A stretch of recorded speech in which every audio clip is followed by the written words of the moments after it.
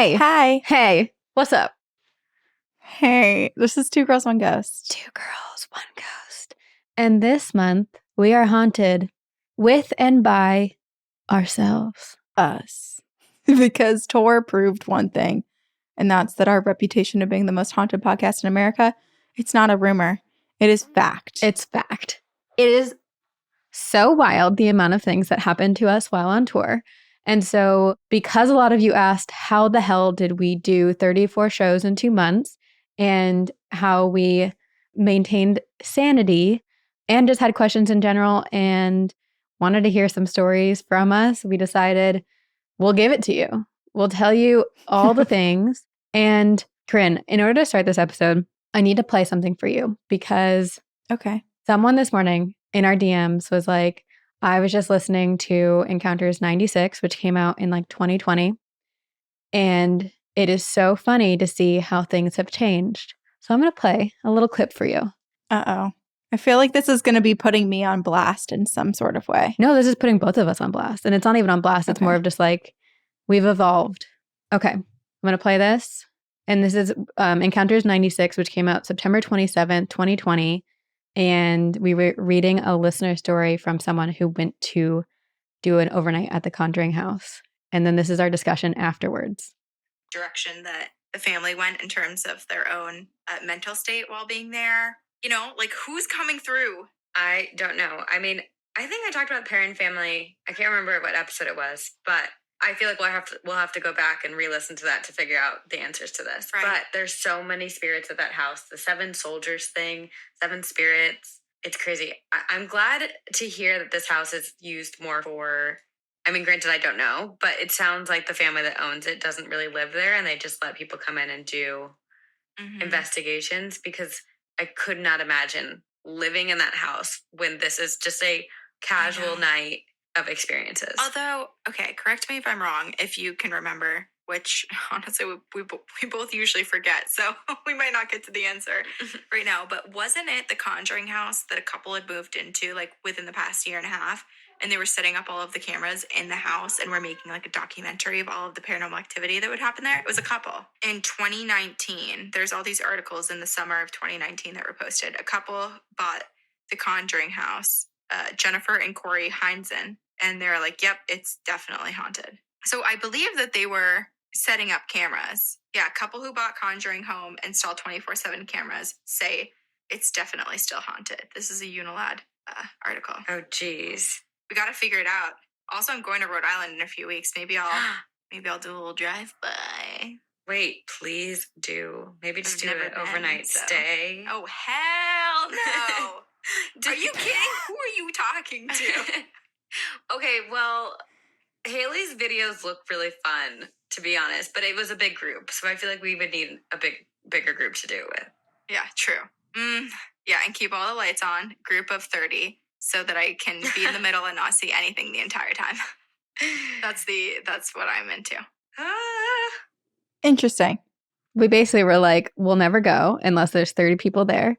We went with 4. Well, there were 4 people. We were 2 of them. And I never got to be in the middle. I was on the side the entire time. You were in the middle. Yeah, because ghosts were calling my names. Things have changed.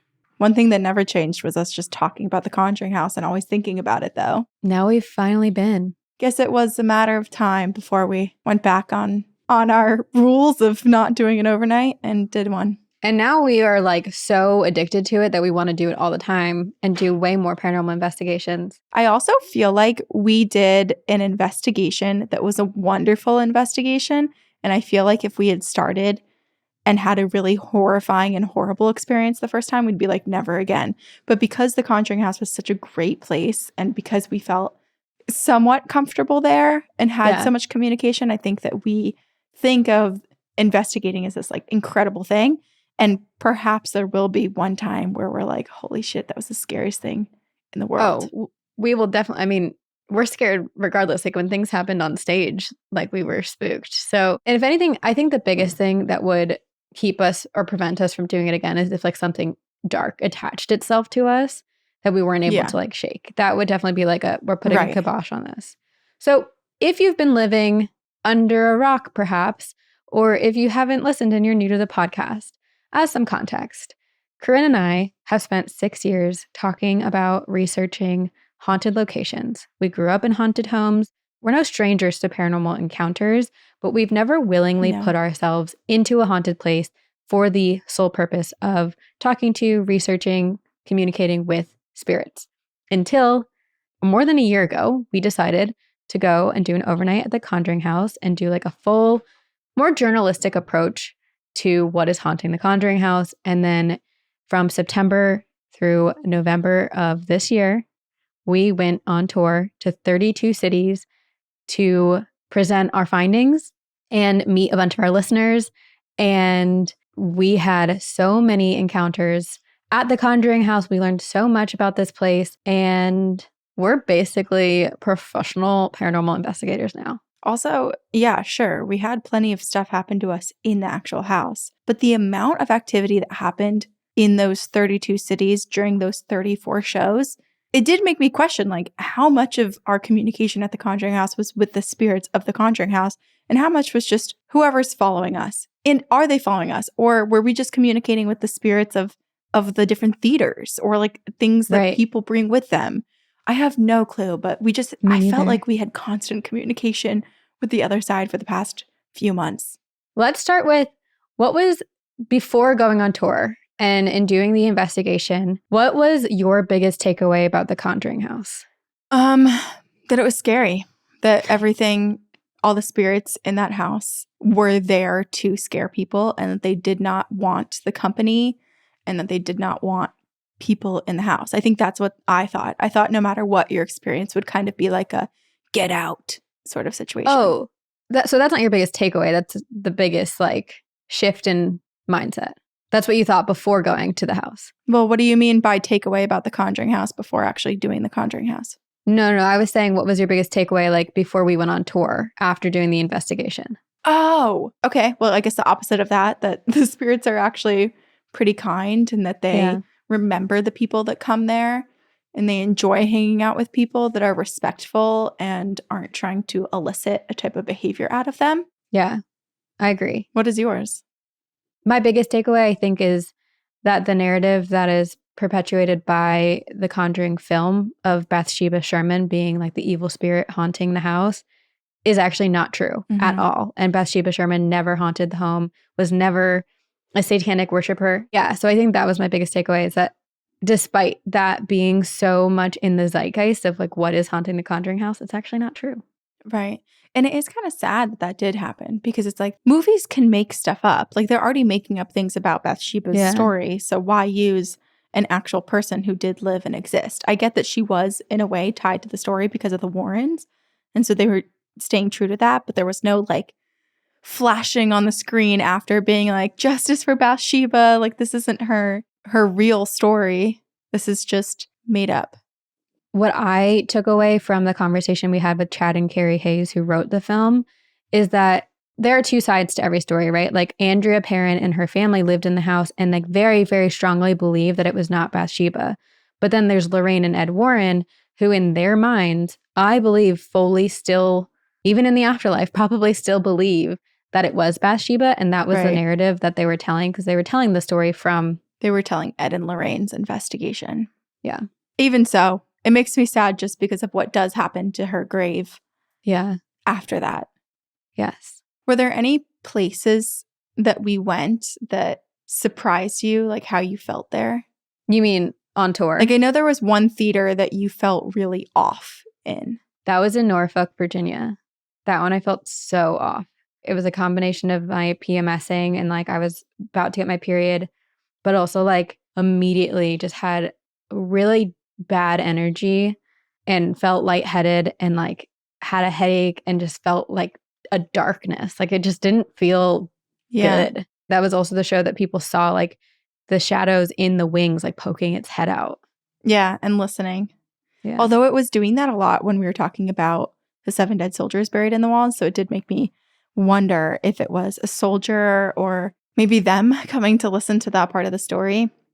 But I did find Norfolk interesting because I really liked that town and that city and I didn't get any bad vibes in the theater. And it was actually like you and I basically were like, oh, we should pick out like 5 places we could live out of all the places that we visited that we could like see ourselves living in. And I actually really liked Norfolk. But it's like, that's a perfect example again of like, we walked into the Conjuring house and I felt so good and welcomed and you did not. And then we go to Norfolk and I feel great there and I love it. And the theater is like, get out to you. Well, yeah, because I loved the town. I know, but I said the theater. Yeah, I'm not saying that you're being mean about the town. I'm saying the theater. That's Right. why I was specific with my language there. I don't want people to get upset. Like it extended to me to the theater, like my enjoyment of the town, one of the oldest cities in America. Like I thought it was great. Should we talk a little bit about how our tour came to be and how we picked the places and how we were a bit oblivious to tour life? And then we can talk about specific experiences we had in like different cities and maybe talk through like each weekend and like kind of the big highlights and then experiences from people My gosh. who were haunted. This is like a memory game. I know. I'm never going to remember where we were and what happened there. This is why I wanted to journal and I got us those journals and then I never used it. Yeah. Whoops. I knew I wasn't going to journal. I was realistic about it. Yeah. Okay. So the tour was totally intentional. We'd always talked about going to a haunted place and doing some sort of like haunted road trip. And we were like, okay, well, the reality is we want to go on tour and we do want a haunted road trip, but we can't necessarily make tour and a haunted road trip where we go to a bunch of different stops and stay at different haunted places work entirely at the same time. So what if we choose one place that we've talked about a lot and have, you know, some fear or a lot of unanswered questions about, and then we can go on a tour of sorts and try to like experience as much as we can in those cities while we're there. And so that's how we chose, honestly, the Conjuring House was pretty much like the first suggestion. I think you and I both had. We were like, yep, sounds great. Yeah. Let's do it. Because it's also close to me. So it was an easy place to go to because I live in Massachusetts, not far from there. And then in terms of how we went where we went, that part was a mistake / us being naive and not understanding how tour works. Okay, let's pause for a second. How did you feel about tour generally? What was your takeaway of tour? Tour is not for me. I'll be completely honest. This is not for me. No. I loved meeting people. That was awesome. But I am not a travel on the road type of person. I don't think I'll ever be that type of person. And so this was an awesome experience to have, but it is the last time I do something like this. It was very, very hard. It was very hard. It was very difficult. It was such a cool experience. And it's like surreal that we got to do it and that people from all over the country, and we went to another country, went to Canada too, like all over the world, were coming to see us. Like that is so surreal because we do this at home by ourselves. Like we don't get to interact with all of you that often.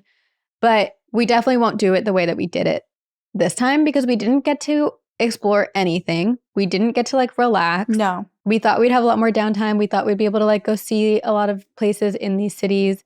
And unfortunately, because of the schedule and like having shows back to back to back to back, we were waking up at 4 a.m. to catch flights. We were eating Domino's at like 10:30 in the morning for like sustenance. And it just was definitely hard to maintain like a semblance of sanity and life during the last 2.5 months. Yeah. But it was such an incredible experience. Well, because really we would have like 90 minutes of fun every day, which was like the show and getting to meet everyone.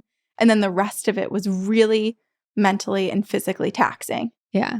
As well. So it was like, yeah, it wasn't what we expected it to be, but what we did get from it was so awesome. And like getting to meet people who we recognize their like faces and their names and be like, I'm so-and-so. And we're like, oh my God, we're finally meeting you after years of like talking on Patreon or on Campfire Stories or whatever. So that was really, really cool.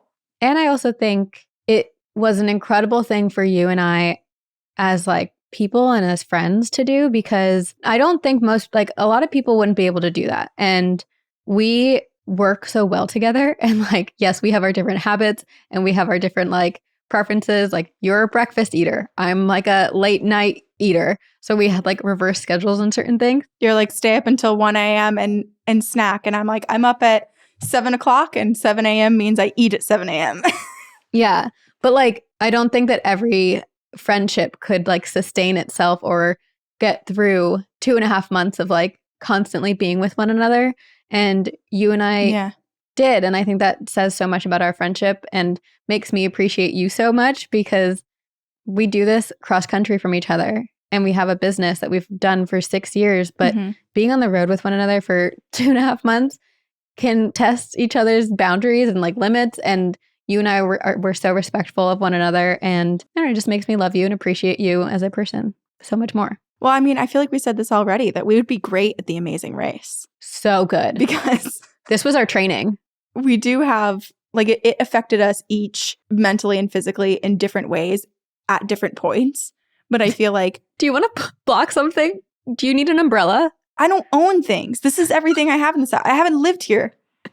I don't have a curtain. I don't have a towel. I have nothing to block the sun from my face. All right. You're like, oh, when are you going to record in your office? In 3 months when my office is set up. I have nothing. Yeah, you just got home. You could take your time. I just got home. I think that there were, like, throughout the tour, like, we both were very excited about things at the same time, which were good. And then there were times that we both were like, this is really hard. And we just want to be sleeping in our own beds. And I feel like we were good at finding the things each other needed in that moment. And even though we both felt bad, like picking up where we needed. Yeah. And that is a great quality to have on The Amazing Race. So.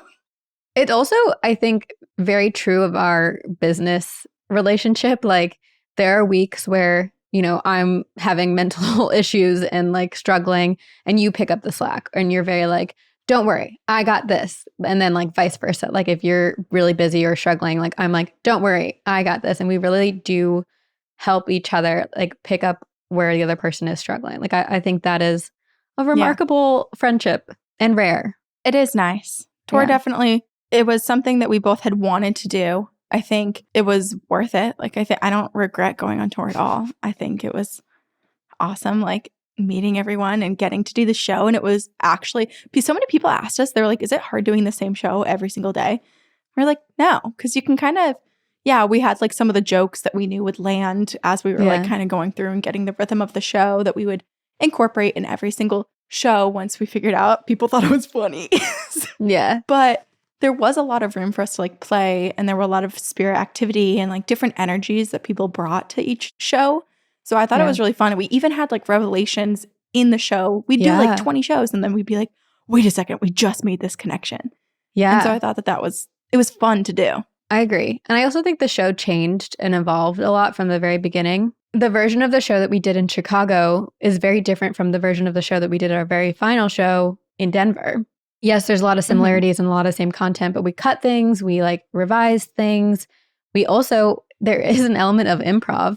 We're comedians, I guess, Corinne, because we basically had to react to the spirits. Like we got them involved, and when things happened, we were like, okay, we're on our feet. What's happening? Yeah. Or you were on your feet running over to sit on my lap because you were scared of what was happening. Yeah. That was only 2 shows that what spooked us enough that we were like, okay, we're going to inch as far away from where we know the spirits are as possible.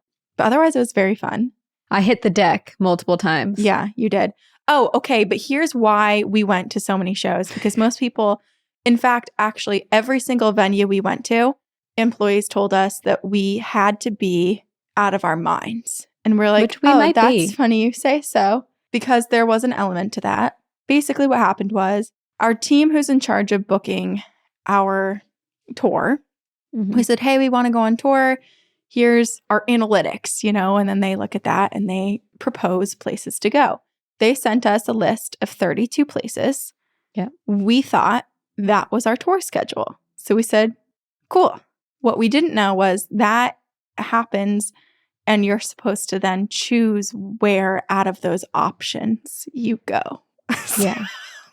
So we essentially said yes to every single option that was on the table for us. And then we went to every single option. And that's how we ended up on tour for 2 straight months.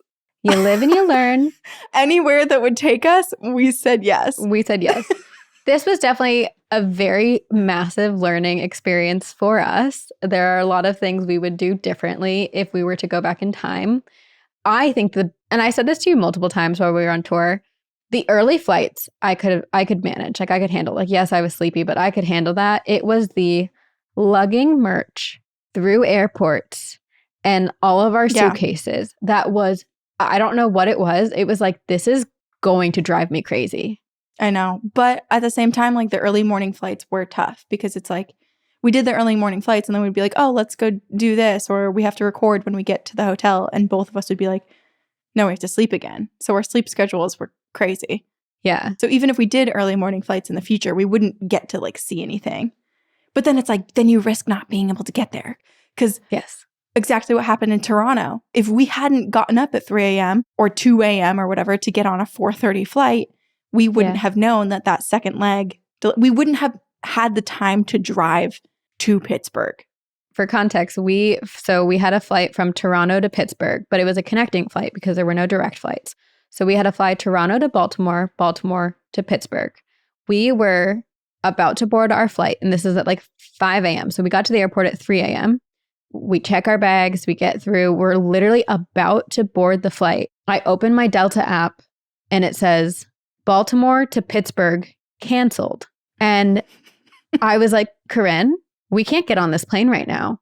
This is when we discovered we being incredible on The Amazing Race because we were like, okay, well, we have to deal with this. So we go to the desk, we cancel our flights, we ask them to get our bags off the plane. Corinne, you go get a car. We like look it up. It's like a 4.5 hour drive or 5 hour drive. So you go rent a car. Thank goodness it was like the only car available. And they were like, you're so lucky that this was available. Yes. First in line at 5 a.m. when that desk opened. And then we drove from Toronto to Pittsburgh and we made the most of it. We got Domino's at 10:30 a.m. We stopped at Niagara Falls, got some vertigo looking over the falls, and made it to Pittsburgh.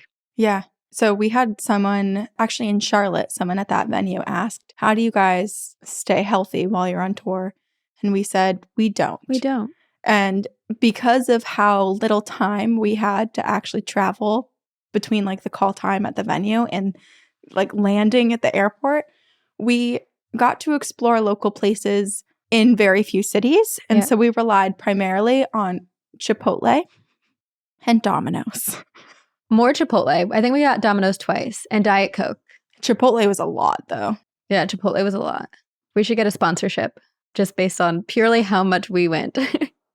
Honestly, I'm still craving Chipotle. Like I could get Chipotle tonight. I don't think I'll ever have too much Chipotle. That's the craziest thing. Last night, I was craving sugar so badly because of how much sugar we've been having on tour. Oh my God. And it was insatiable. Like I was like, I need to eat ice cream. I'm like rummaging through my baskets on my cabinet. And I'm like, I need candy. Seriously. I also had to stop.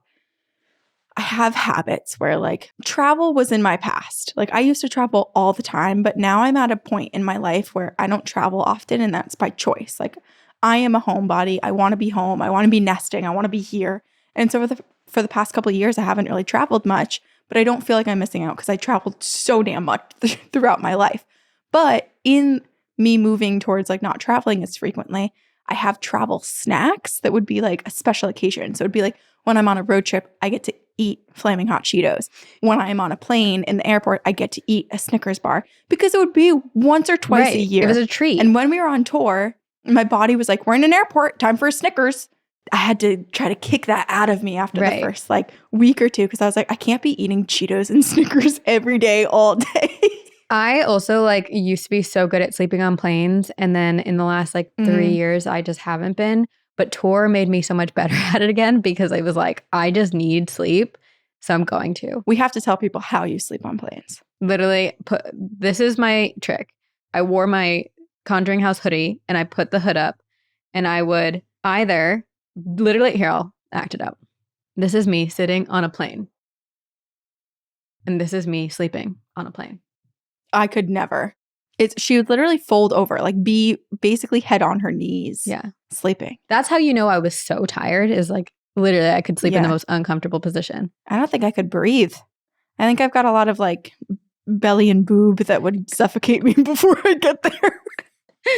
But like, I don't know how your back didn't spasm. I'm sure when I go to Branca, my masseuse, she's going to be like, what have you been doing? The other biggest misconception that we had was, so we were really diligent in terms of, we knew we would be busy. We knew we had a lot going on, and we knew we wouldn't have time to research because of how much energy and time that takes going, like, prepping for research episodes, which are our Sunday episodes. So we were like, let's front load them and record a bunch of these before we go on tour, but we'll have time to record encounters. The shows are mostly like 7:38. Like, we'll have time during the days to record those when we're together. It's like lower lift. We just pull emails. Well, I want to defend myself a little bit right here because I said we should record them all ahead of time. And you said, no, it'll be so great to do it when we're in person. And I was like, I agree. But my pitch to you was like, let's record them all. And then if we have time to do the encounters, we can do them in person and use the pre-recorded ones later after tour. And you're like, it'll be fine. And I was like, okay, I guess we do have some time. Sure. We make it work. We can record an hour-long episode. We did make it work. We could not. We made it work. Barely.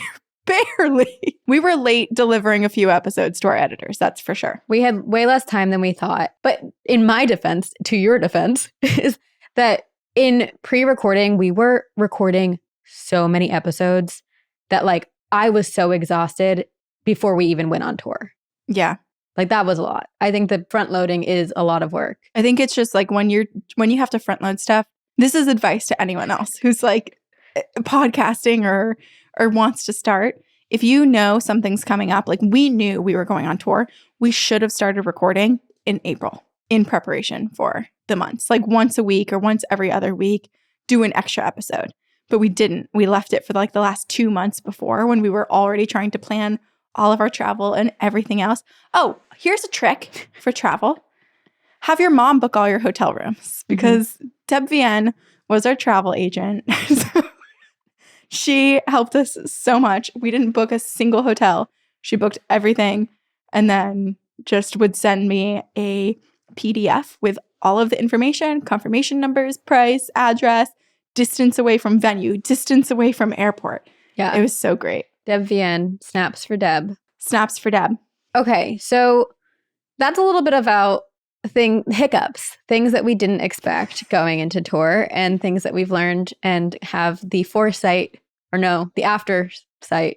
We did not have the foresight to know about, and now can't change it. But if we were to ever do it again, we know some things.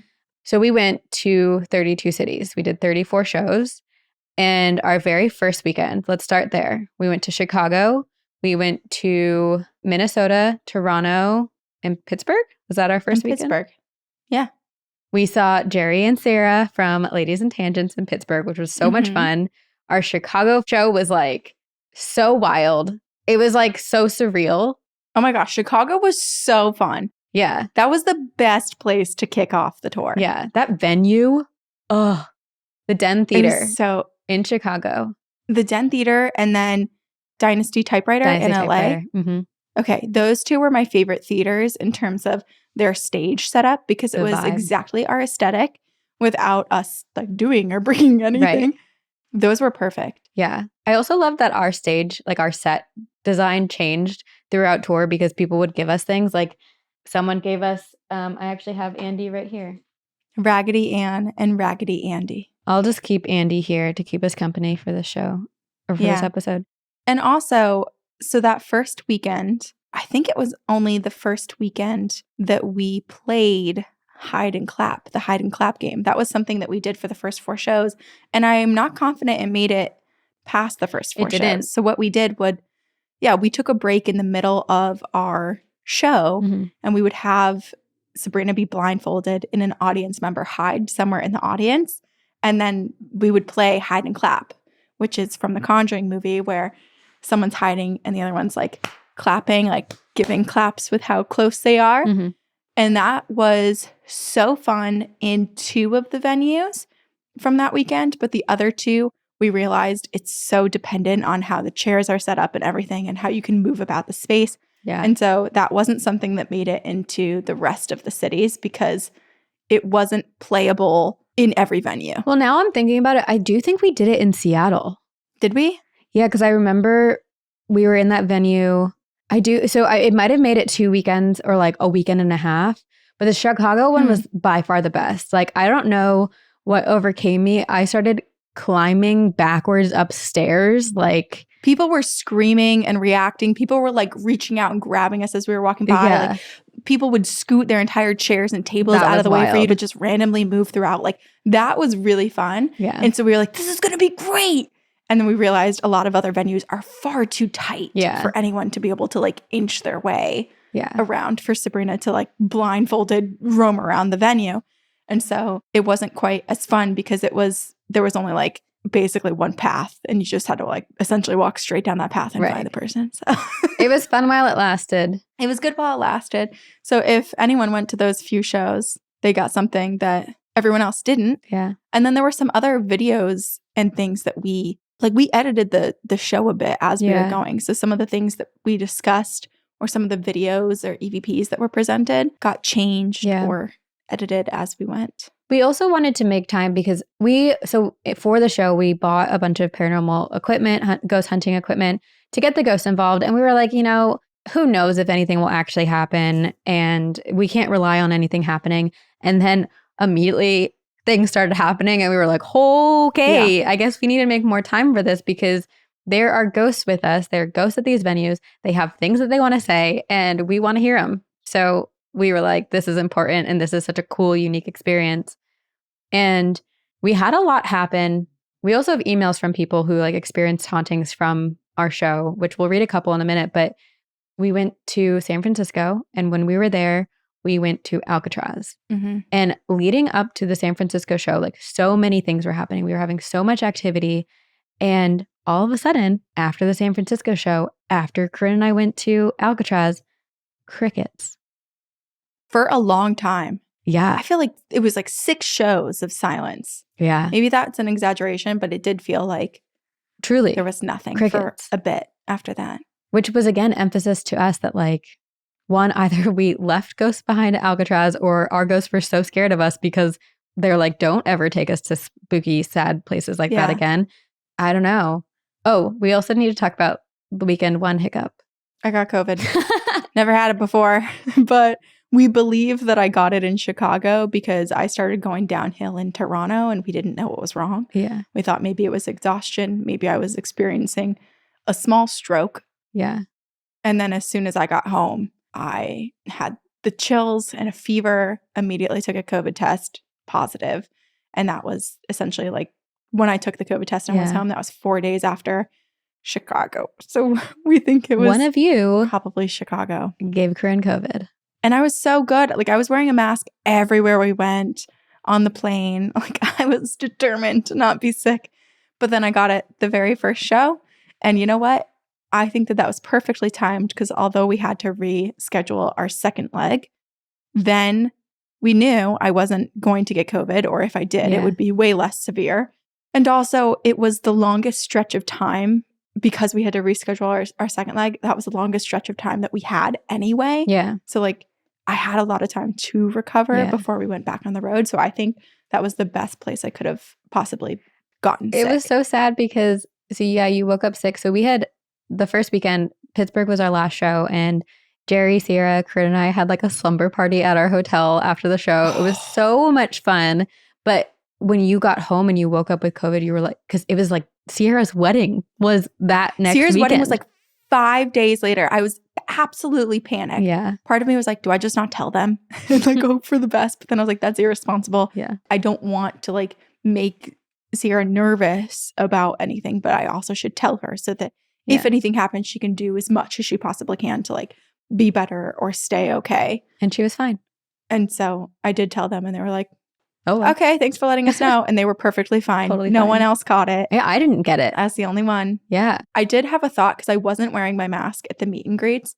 And there were a few people in the first 2 shows during the meet and greets that were coughing quite a bit. And I was the one like mostly talking to them and standing very closely to them. And I did have a thought like, am I going to get sick? And then you did. I did. We're all just sharing spirits and illnesses over here in the TGOG community. Sharing spirits and spit. One thing became very clear to me during tour. You have a powerful manifesting ability. You had that thought and then you got sick. there were 2 times this past weekend where you thought something or said something out loud and then it happened. One was the water refill thing. What was the second one? I wanted a water refill station, and then 2 seconds later, some guy ran at me with a bucket to pour my water into. What was the other thing? I said it and then it immediately came true. Happened. Now I'm blanking. But yeah. It was something else that was like small enough but odd enough that it wasn't like wishing to happen upon $1,000 or something, but it was something where, you know, like as easy as a water refill station. Like I wish there was somewhere that I could just dump my water bottle right now. Something like that. And then someone comes running up with like, dump it into this. Yeah. It was something like that where it's like those things exist in enough places, but it was odd that it happened right away when it did. What was it? This is going to bother me. All right. Well, we'll circle back. I'm sure it will come to us. Okay. The other hiccup was, and this is not a hiccup, but more of a, I was irresponsible as a 30-year-old woman, and I wasn't sure if you wanted to bring this up. I wasn't going to say anything. And I missed my flight from Sacramento to Nashville.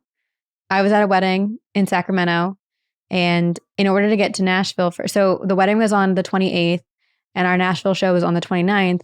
Getting from Sacramento to Nashville is very difficult. There are no direct flights. I had to in order to get there in time, I booked a flight that left at 5:30 in the morning from Sacramento and connected in Denver and then to Nashville, getting in at 1:30. And we had to be at the venue at 3:30 or something like that, 4. I was overserved. No, I will take responsibility. I drank too much. Overserved and overordered. Yes. And also I don't drink that much. There was for a year I was pretty much not drinking at all. So my ability to really handle my alcohol has always been questionable. But I drank far too much and I slept through my alarm, and I woke up at 5:30 to 2 missed calls from Corinne and the most sweet, calm voicemail from you. You could have been very panicked, which you might have been internally, but you were like, so I see your location is still at the hotel. Your flight leaves in 15 minutes. Hope you're okay. Yeah, I was more just I knew you'd wake up confused, and it was more to have another voice tell you, yes, you did miss your flight. You need to book a new one. Because I was like, you're missing it. It is what it is. What am I going to do? Yeah. Nothing. I've already tried calling you. You didn't wake up. I don't know who you're rooming with. That was all I could do. My alarm was going off from 3 a.m. all the way until I woke up at 5:30 a.m. So I don't know why I woke up at that moment, but I did. And the first thing I said was, oh, fuck. Yeah. And thank God you woke up then, because you had if you didn't wake up then, you had maybe another 90-minute period to wake up and be able to get onto a flight before you would have missed the show. Because of it needing to be a connecting flight, I looked up every single connecting flight possible that day. And I was like, if she doesn't get up in the next 90 minutes to 2 hours, she's not going to be able to get on one of those flights that gets her there before the showtime. But you know what? I did it. And you did. Somebody woke you up. A spirit. Something. Sven said, get up. Get your ass out of bed. But yeah, so I got into Nashville at 3 p.m. and picked you up immediately on the way from the airport to the hotel and went straight to the venue and thrived. I dressed up as Megan. Yeah, it was great. It all worked out. Did the Megan dance? So if anyone hasn't seen our Halloween costumes, the very first day we were dolls and we knew what each other were going to be. So I dressed up as Raggedy Ann in honor of Annabelle from the movies. You dressed up as Megan in honor of this past year's scary doll movie. Day 2, we had no idea who we were dressing up as. I showed up. I'm just thinking about yours. Well, okay. So we were in New Orleans and we were we want to surprise each other with the costumes. So I basically went to go to the bathroom and I was like, I'll be back. I'm going to come back in costume. So I went to the bathroom and I got dressed and I entered the dressing room as Zach Bagans. And then you went to the bathroom and came in. And I was Miss Trunchbull. Sabrina, did you know who I was? I feel like both night 2 and night 3, you did not know who I was, and I had to tell you my costume. Wait, when you walked in as Miss Trunchbull? Yeah, did you know? Of course. Oh, wait, yes, you did, because you saw the leather gloves before I put them on, and you knew. Yeah. When you were about to go to the bathroom, I was like, oh, I think I know what you're being. And then I had told you before, I was like, you know who I'm being. You just don't know because you had brought up Miss Trunchbull like 4 days before. And then night 3, we were in Atlanta at City Winery. And the only rule we had for that costume was bald caps. It was bald caps, but you edited it without my knowledge. And you went receding hairline. Well, okay, to be fair, I always knew that was going to be my Halloween costume. And like the Halloween night, I was like, I'm always going to be this one thing. And then I was talking about bald caps because it kind of is. And then you were like, oh, should we you pitched bald caps. Right. It bordered. I found a little bit of a loophole, but it was definitely like receding hairline. Anyway, so that was our rule. And you were Pennywise. Yeah, and then you were Blue Man Group. A single member of the Blue Man Group. We also have a video of that, which Payne took. Dylan took it. Payne helped direct it. But Dylan, the actual videographer from Tenderfoot TV. Oh, no, not that one. The one where we exit the bathroom and see each other for the first time. Oh, yeah. You got ready in the bathroom. I got ready in the green room. And then it was like, you ready? And then it was like, I'm ready. And then you opened the door and it was like a big reveal. Yeah, I just got so confused because... Did you see the thumbs up thing? Will you put your thumb up again? I don't know why it does that. It does it randomly and it has nothing to do with my thumb up. It does like a weird thought bubble. And then... Okay, I just saw this. We're recording on the Riverside app, and for the first time ever, I just saw a like big thumbs up, like a cartoon thumbs up go across Sabrina's screen. That confused the hell out of me. It happened when we were together. It also happened last episode we were recording. One of the great perks of going on tour was not only meeting everyone who listens and also meeting some of the familiar names and faces like Jendi and Eric and Litha, Julia, Delana. I'm probably still saying Delana's name wrong. I know, sorry. And we met someone who's done our art before. Jenna, JB Doodle Art. JB Doodle Art. Yeah. Yes. So yeah, we got to meet so many people. Oh, and we met, I know so many people have seen the cartoons that we've posted on our Instagram and some amazing like posters that we've shown before on Patreon and whatnot. But we got to meet the artist behind the drawings. Jordan Monsell. Yeah. So that was awesome. And we got to meet so many podcasting friends. So many. So like we saw Payne a couple times because he happened to be in the same cities. He might have been our biggest groupie. He was like at more shows than most. We had one listener who came to 3 shows. And then Payne came to 3 shows. They're tied with Payne. Payne happened to be in New York when we were in New York. He happened to be in Dallas when we were in Dallas. And then he lives in Atlanta. And so he'd always planned to come to the Atlanta show. And so at that point, he just, I guess, had to come to a 3rd show. And then he was almost in Vegas when we were in Vegas. And I was like, you cannot come again because that would be... We'd be concerned. I think too much. Like, I also would be self-conscious making the same jokes again for the 4th time in a row for someone in the audience. It was our New Orleans show. And because I was outing people who didn't believe. And at a New Orleans show in the front row, someone named Damien was like, I don't believe. And then you were like, wait, you've been at a show before. And sure enough. Yeah. He had been to another one. Yeah. So I was like, someone else. Who else doesn't believe? Yeah. His partner is a listener. Yeah. And so they came to 2. Because I was like, Damien. I was like, that's such a unique name. There's no way that we had 2 shows where someone raised their hands for not believing and it was Damien. It's also so funny that a Damien doesn't believe. Of course not.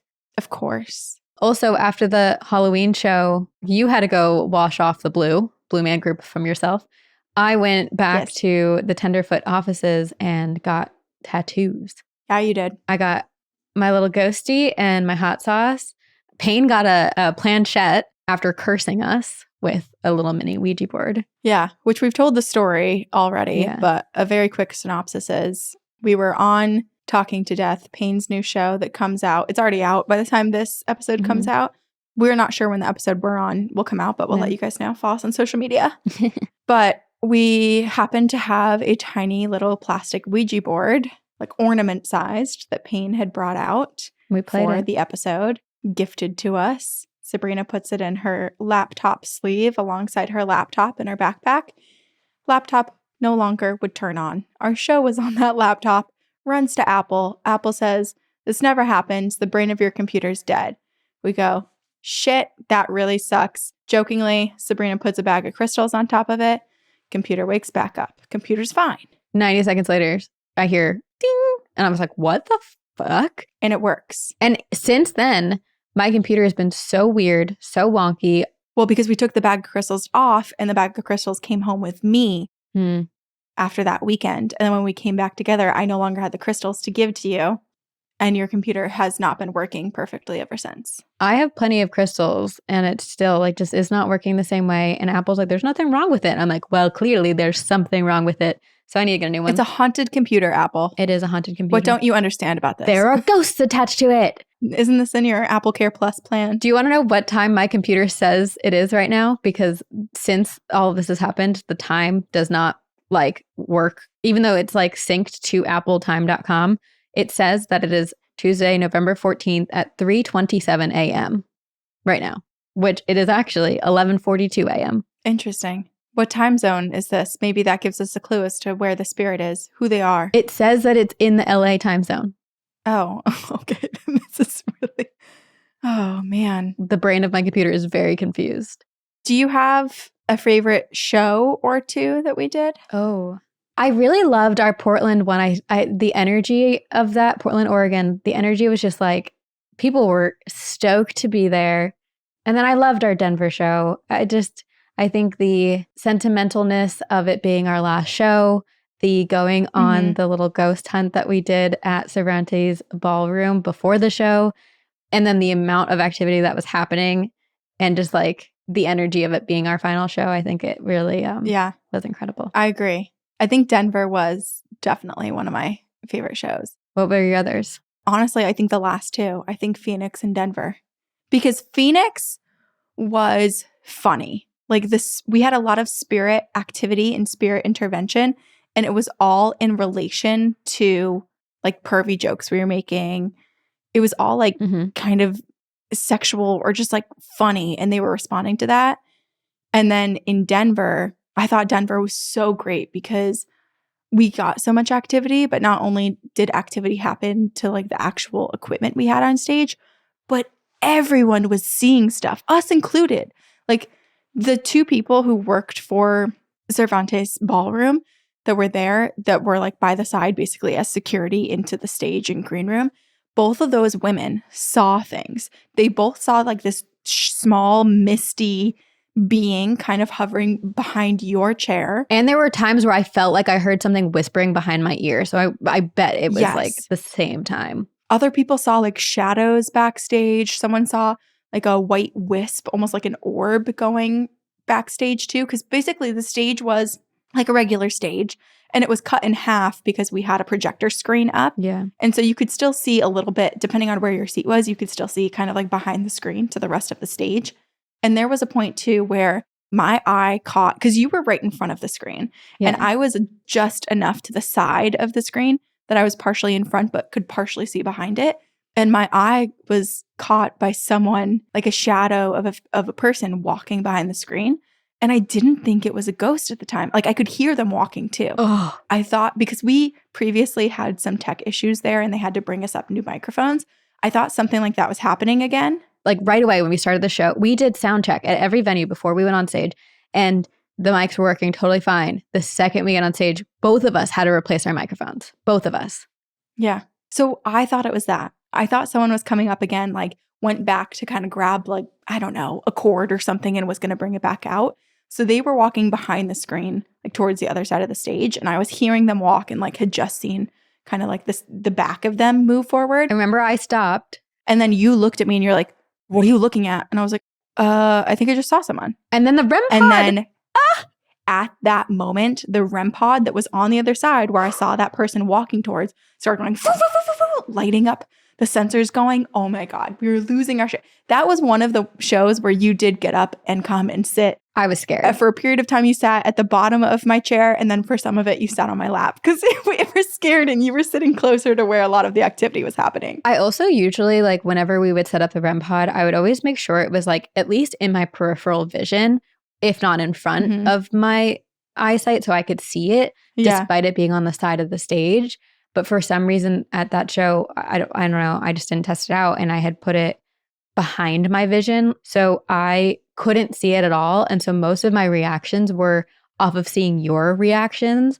And there were so many times that you Which were made him scary. looking so scared that you would start by looking at me and then you would like look past me and your eyes, it was terrifying. I'm so sorry. Like your reactions were so much scarier. But okay, so this is actually a great segue into hauntings that people experienced at our show, including us, because we experienced a lot of things. But at the end of every show, we told everyone a way to help that Greg and Dana had told us. So basically, backing up. Okay, so when we went to the Conjuring House, you and I, Corinne, were a little bit apprehensive and nervous that we would bring anything home. So we asked Greg and Dana, like, if there's any way to protect us and whatnot. They taught us this technique that you shake it off. And like after we left the Conjuring House, we truly like in the driveway just like shook it off and like you shake off all energy, make sure you're not bringing anything home. We did this with every show. And this one at the Denver show was so wild because we've had people who don't shake it off because they're like, oh, it's fine. And then we got so many emails from people who were like, should have listened. And as we're shaking it off, the REM pod was lighting up and beeping like crazy. Okay, yes. And I liked that happened because I felt like for anyone who is hesitant about shaking it off, because it does look silly. And I started to say that too. Like, you're going to feel weird. You're going to feel embarrassed doing it, but just get up and do it. I feel like for anyone who maybe questioned whether they should, that might have been enough motivation to actually make sure people were shaking it off. Yes. Should we read some experiences people had? Yes, we should read some experiences. Do you want to go first? This is called Houston Show Haunting, Peggy the Doll related. Oh, a 2 for 1? Oh, no. A 2 for 1. Okay. First of all, hello, girlies. I love you. My name is Emery. Now getting into the dirty details. My bestie and I were absolutely stoked to be at your show. She's the one who showed me your podcast years ago, and we were totally fangirling at the idea of even being in the same room as you guys. That's so nice. Cute. That's also something that was so wild for us on tour, like people being excited to meet us, because I feel like we're still more excited to meet them. Yeah. I'm like, we're nothing special.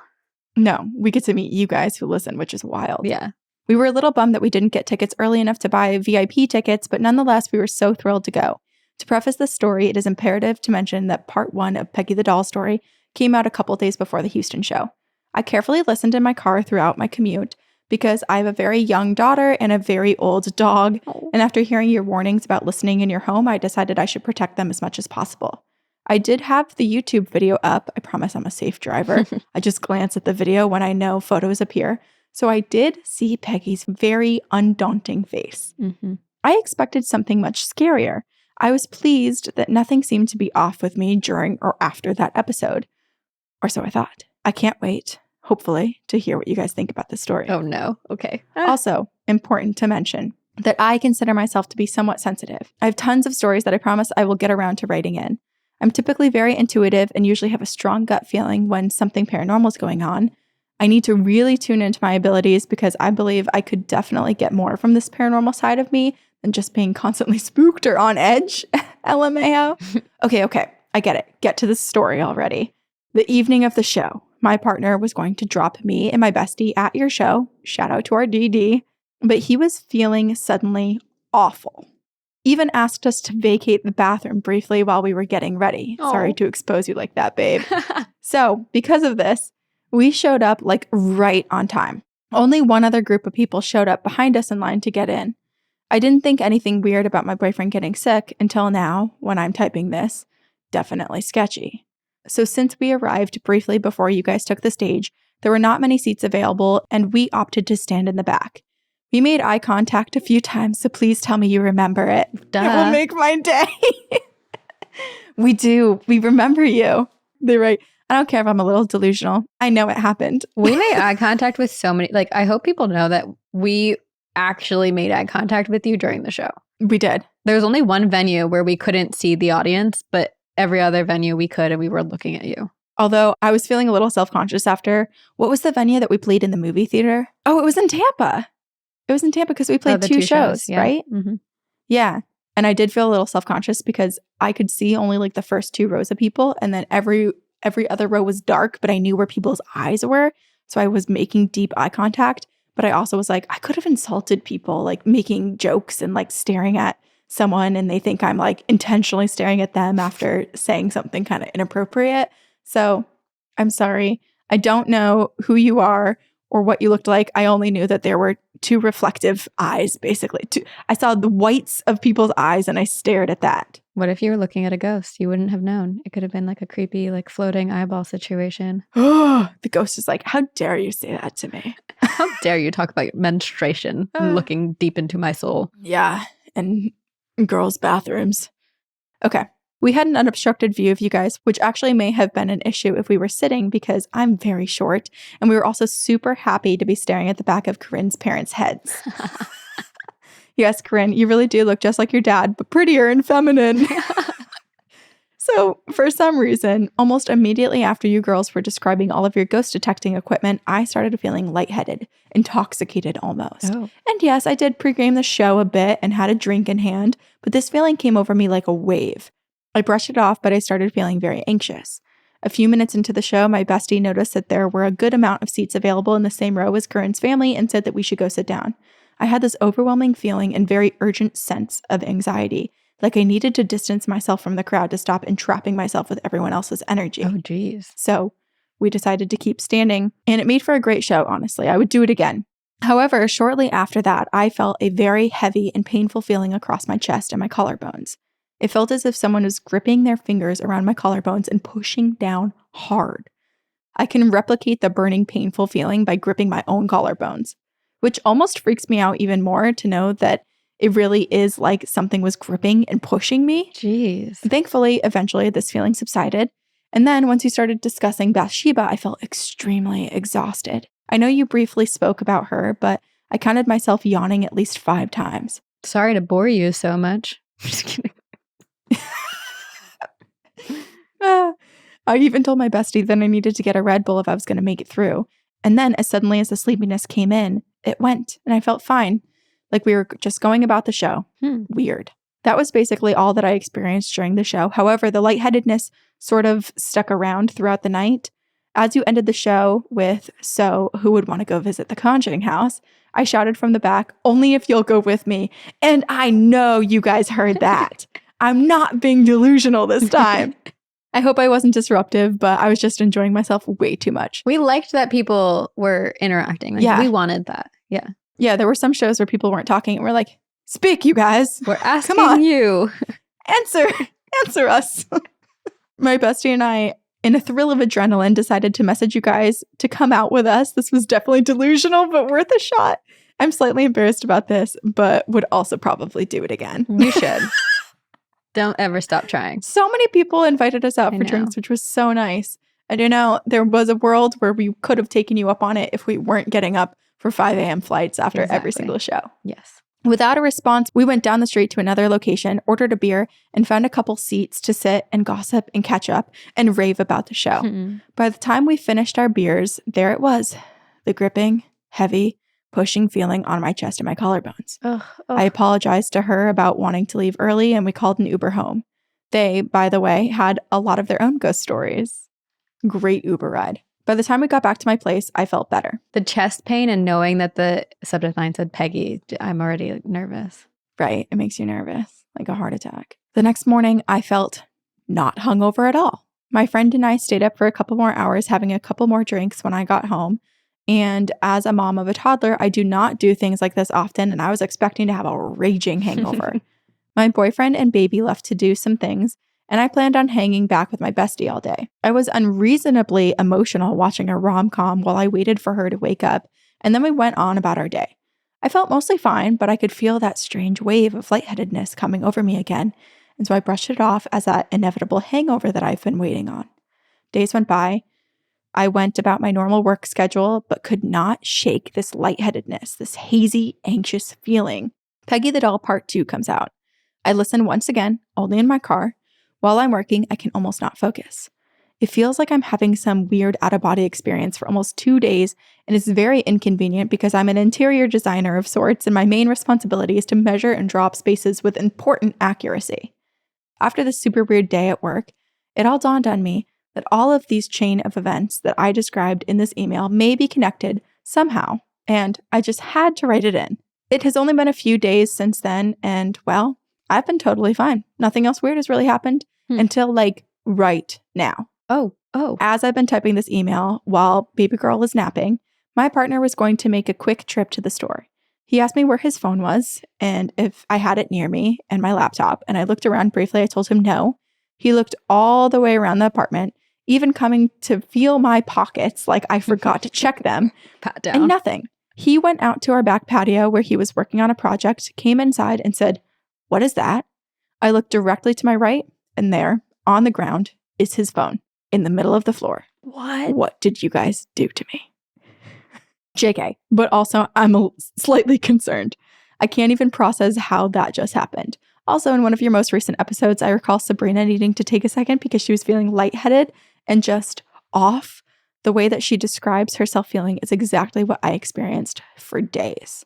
So, What do you guys think? Did something follow me home from the show? Did Peggy get me through the screen? Is it probably a combination of it all, and I'm just an easy target because I'm sensitive and don't know what the fuck I'm doing? Really looking forward to hearing your thoughts. Truthfully, your show was awesome, and even though I think something happened to me, I would still go again. So please plan on having more tours in the future. I've loved to watch you girlies grow into the sensation that you are today. Love you. Help me, Emery. I want everyone to sign off like that. Love you. Help me. I'm curious now how Emery's doing. It's been like 10 days since this email, right? Yep. I hope you're okay. I wonder if it's like a combination of the Peggy and the live show. And plus it was like right after Halloween, right? So it was like just the veil very thin. Or no, it was before Halloween. Oh, Houston, yeah, you're right. It was right before. So the veil was very thin. Yeah, it was creeping up. Yeah. All the energies in the room too. I think people were really bringing a lot with them and picking up on a lot too. I mean, that's the biggest thing is like, it's really hard for us to know if any of the like ghost stuff happening at our show was from the venue, from us, or from people at the show because y'all are haunted. Well, and we had two people who had really incredible experiences with their parents who'd passed on, who came through during our show. This was, yeah. Oh my gosh. Okay, you tell the first one and then I'll tell the New Orleans one.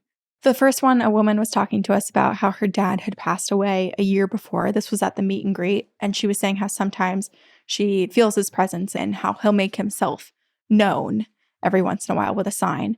And when she says that, like he'll make himself known with a sign, one single spotlight from the stage turns on and shines right on her. So she's like illuminated. And we're just staring at her like, oh my God, I think this is the sign. This is the sign. So that was one of the first ones that was really incredible. And then in New Orleans, we were cleaning up the stage and a listener and her two friends came up to like the front of the stage and they're like, we don't have meet and greet, but we really just need to tell you the story.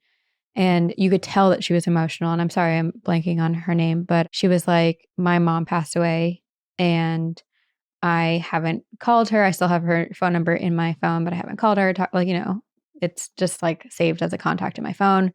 And I guess during the show, like right above where they were sitting, the lights kind of kept flickering a couple times. And at first they didn't notice it. But then she got up at one point, either to go to the bathroom or go get a drink or something.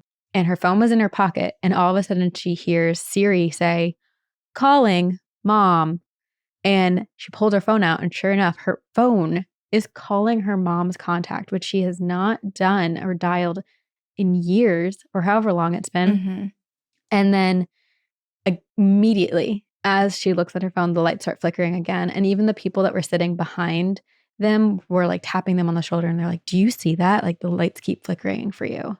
Just chills. It makes me so happy that, yeah, there's a lot of paranormal activity that happens at our shows, but I think it also creates a space that's easy for spirits to come in and communicate. Yeah. And so many people are looking for signs from loved ones. And sometimes that happens here. You know what the best compliment we received was? There was two. One was that we're changing the way that people view the paranormal and like witchcraft and stuff like that, which I was like, I feel like we're doing nothing for that, but thank you. And the second one, and this one, like I will never forget, a listener said, I used to be terrified of death and listening to your podcast has made me so much more relieved and like comfortable with the idea of it. And I was like, wow, that's just very beautiful. There is something beautiful about being on the other side. There is. Hey, real quick pause, really quick, in the middle of us talking to let you know that, yeah, our podcast is very haunted indeed, because the last 15 minutes of this episode had so much interference on my end that we have to use the backup recording from the computer. So sorry that the audio is going to sound a little bit different, but ghosts are going to ghost, I guess. Back to it. I have a story from our listener, Nikki, and it's not necessarily about our show, but it is about our merch related to our show. Our merch is haunted? My Haunted AF tour hoodie. Hi, this is my first time writing in, so bear with me. I love your podcast so much. I've been listening to you all since the beginning. That Ouija board episode drew me in, and I have a story about a Ouija board that I will write in if you want it. Yes, we do. So I always look forward to y'all during my commute to work. I refuse to listen at home just in case something creepy happens, but apparently have no problem listening while driving down dark, twisty Vermont roads all by myself in a car. What the heck is wrong with me? But yeah, love y'all so much. Anyway, to get to the point, I'm writing because my tour hoodie is haunted. I wrote about it briefly on the Facebook group, but I wanted to get it all out in the open for the world to hear. I went to your show in Somerville, Massachusetts, and it was an absolute blast. Obviously, I bought a hoodie. I love it so much. But things started to get weird once I got home and started wearing the hoodie around my toddler. She's about 21 months, so prime creepy kid age. And one day I was wearing my hoodie around my kid. Normally, I was always wearing it at night after she went to bed, so she had never seen it before. I had her up on the changing table, and she noticed my hoodie, pointed to the photo of the Conjuring house, and said, "Boo." I got immediate chills. Oh my God. Because it's not that creepy. No, but a little backstory. She has just learned the word boo and uses it exclusively for when she sees images of ghosts. So that's the only time she ever says it, ever. So naturally, when she saw a picture of the house and said boo, and there are no visible ghosts on this sweatshirt, I freaked out, but tried to laugh it off. And I said to her, "How do you know it's haunted?" And I left it at that. The next day, I was wearing the hoodie again, playing with her, and she pointed again to the same picture of the house and says, "Boo, boo, boo," about 10 times in a row. Where? Which picture? I think it's this one. Or, The middle one? oh no, it's the one of the house, so it's this one. Okay. This time, it happened in front of my mom and my partner. So, of course, they just laughed. The second part is what happened at night. So, my daughter had been sleeping in my room for about a week since her grandparents were in her room. And during that week, she was waking up inconsolable every night around 3 a.m. I'd have to pick her up, take her to bed, and calm her down. Except one night, she slept fine. I didn't really think anything of it until I realized that of all nights that she had been inconsolable, the hoodie had been in my room next to her crib. That one night that she slept soundly, the sweatshirt was left in the living room. Stop. So the next night, she woke up crying again at 3 a.m., and I decided I'm going to take the hoodie out of the room and put it in the living room. When I came back, she was fast asleep. Not creepy at all. So now the hoodie lives in my laundry room at night, or really whenever I'm not wearing it, so that we can all get some sleep. However, whenever I still wear it around her, she never fails to point at the exact same picture of the house and say, "Boo." Naturally, all my friends believe that I should get rid of it, but I love it too much to let it go. One of them offered to do a cleansing to at least see if that would help. Either way, I guess I'll just have to live with a haunted hoodie. What do y'all think? Can a picture of a haunted house show kids spirits? Is my hoodie super haunted? Did it bring something back from the show? Would love to hear your thoughts. Hopefully I'll see you on this side, but if not, see you on the other side, Nikki. So, it's the specific image. Yeah. So it makes me think that either there's something in that picture that we can't pick up on, or there was a spirit at the show that was like, oh, this is basically like a dollhouse for me to now live in.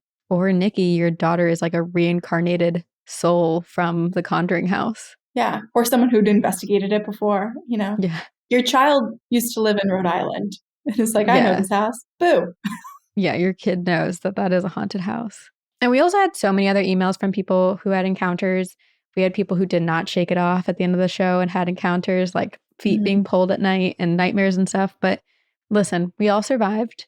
And on Patreon, we posted if people had questions about tour, that they wanted us to answer. So we're going to go through right now and answer a couple. There are a lot more questions on here. We're just going to answer a couple.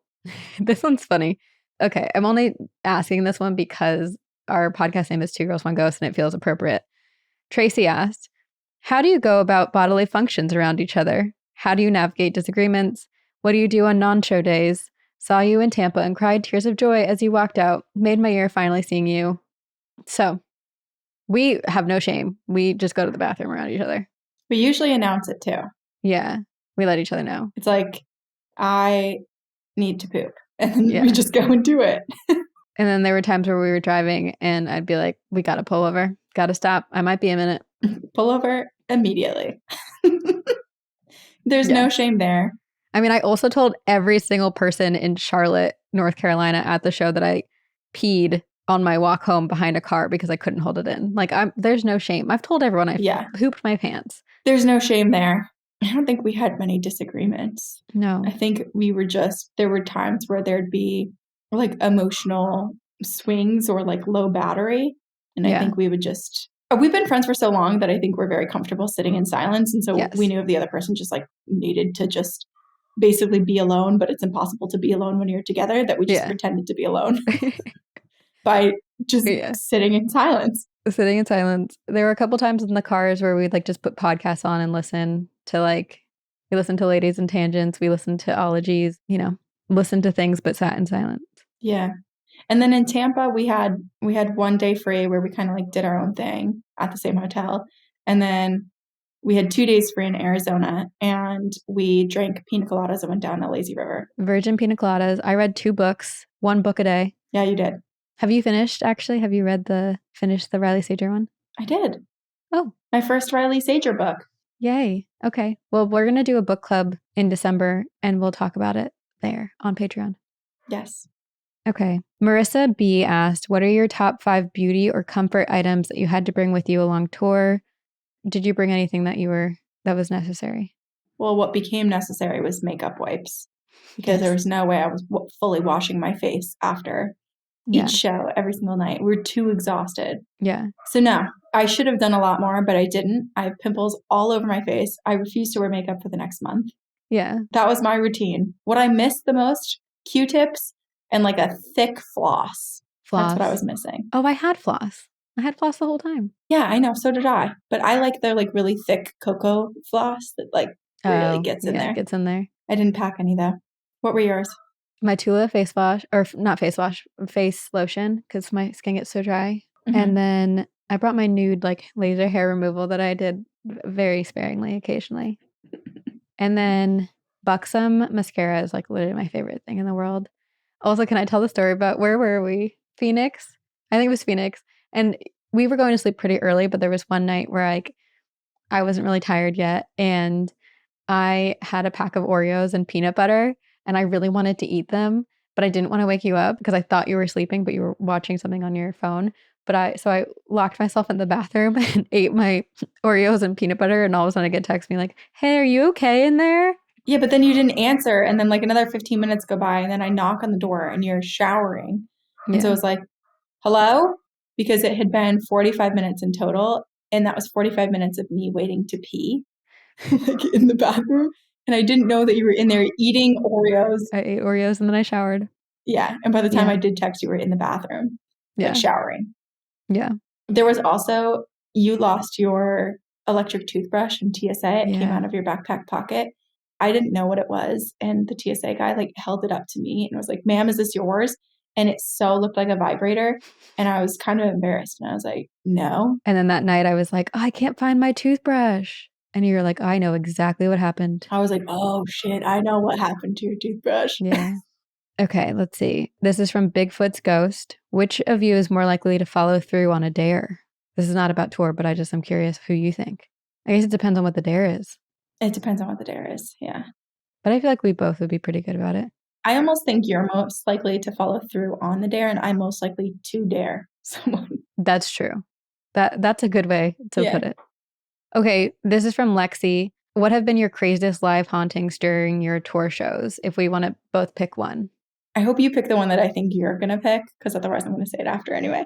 But I think one of the craziest / funniest haunting was when I kind of like pretend grinded up on the EMF reader when it was going, or no, the REM pod. Mm-hmm. And then the REM pod was quiet for a while. So Sabrina moved the REM pod over towards me again and was like, did you like when Corinne grinded on you?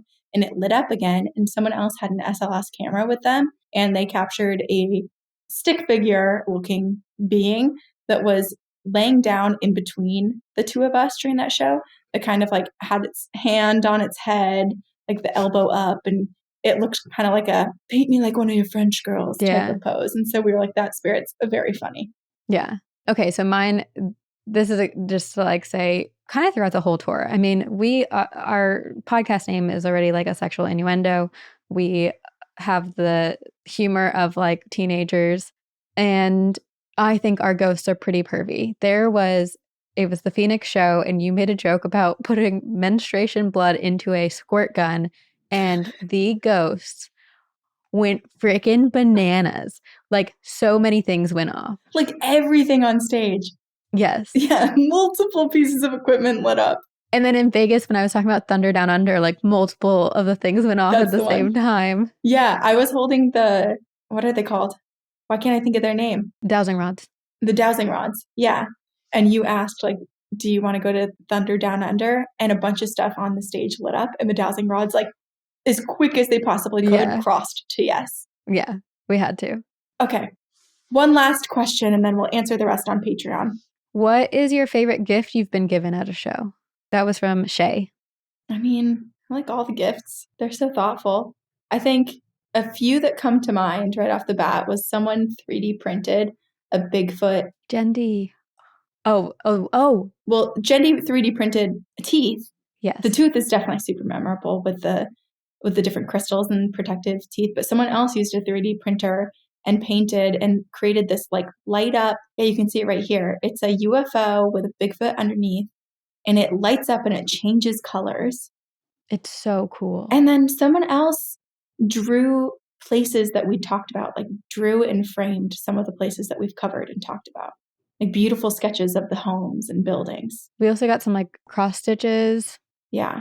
Those are a few, but I mean, there's so many. Yeah. People are so talented. So many crocheted projects and stuff. Like people are, super talented. Yeah. I also think the most used gift were our Andy and Anne dolls. Our emotional support. And I almost called them animals. Dolls. Kind of. I mean, we don't know what's inside of them. But yeah, we like held them, cradled them every show. Well, Corinne, we survived. We survived. Thank you guys all for coming and listening and supporting us and listening to 90 more minutes of us talking about tour as if we hadn't talked about it in every episode for the past 2 months. Yeah. We appreciate you. We love you all so much. Thank you for listening. And please share if you had any experiences on tour. Maybe we'll do an encounters if we get enough emails. If you experienced anything from our shows, please email us at twogirlsoneghostpodcast@gmail.com, or any of your hauntings, really. Just email them to us. And we will see you on the other side.